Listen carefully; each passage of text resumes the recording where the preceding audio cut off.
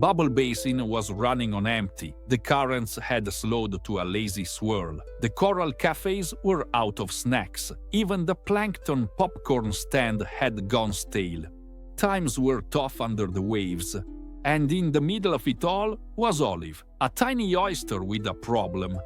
She only had 3 pearls left to her name. You see, Olive was the premier pearl maker in Bubble Basin. People would come from far and wide just to get a pearl, but she was down to 3. First came the Hermit Crab, scuttling up in a full-blown panic. He had forgotten his wedding anniversary and needed a pearl fast for a gift. No pearl, no present, no peace. My wife's gonna have my claw.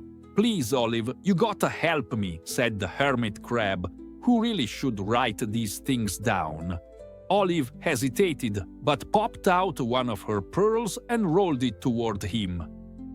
The crab gasped, grabbed it like it was a life preserver, and scuttled off with a tearful "Bless you, angel of the sea." 1 pearl down. Next floated a young seahorse, wringing her fins nervously. She needed a pearl to trade for medicine for her grandma. No pearl, no medicine. What could Olive do? Certainly you're not gonna deny medicine for someone's grandma. Talk about bad karma. Olive's shell tightened, but still she offered her second pearl. The seahorse gave a squeaky whinny of joy and zipped away into the current. 2 pearls down.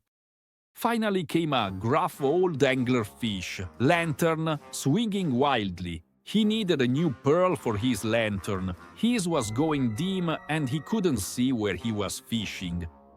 Olive couldn't really figure out what a fish was doing with a fishing pole, but the anglerfish was kind of different, so she didn't question it out loud. She clutched her last pearl so tightly it nearly cracked. Her whole shell trembled, but slowly, bravely, she gave it away. And just like that, Olive had nothing left, not even a glimmer to call her own. She floated alone in the shallows, watching the world swirl by. She was an oyster with no pearls, a bubble with no pop, a clam without a chowder. The water grew quiet, the sunbeams filtered down, and then, drifting in like a gas bubble, came Ocho. He said nothing at first, just floated, just took in the situation.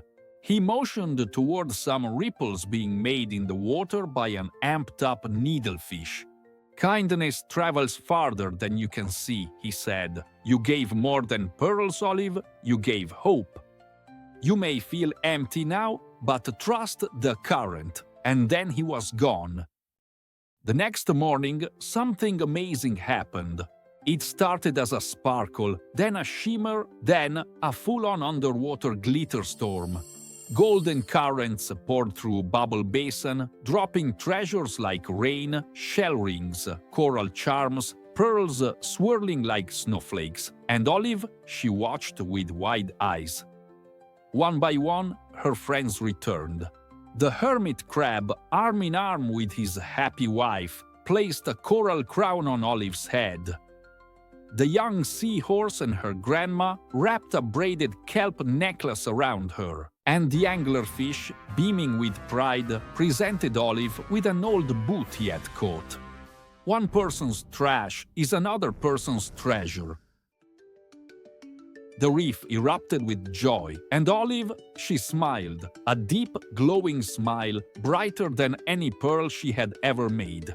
And right then, a tiny shimmer sparked deep inside her shell. A brand new pearl had begun to grow, new hope. Turns out, the treasures you give away are the ones that help you grow the brightest treasures within yourself.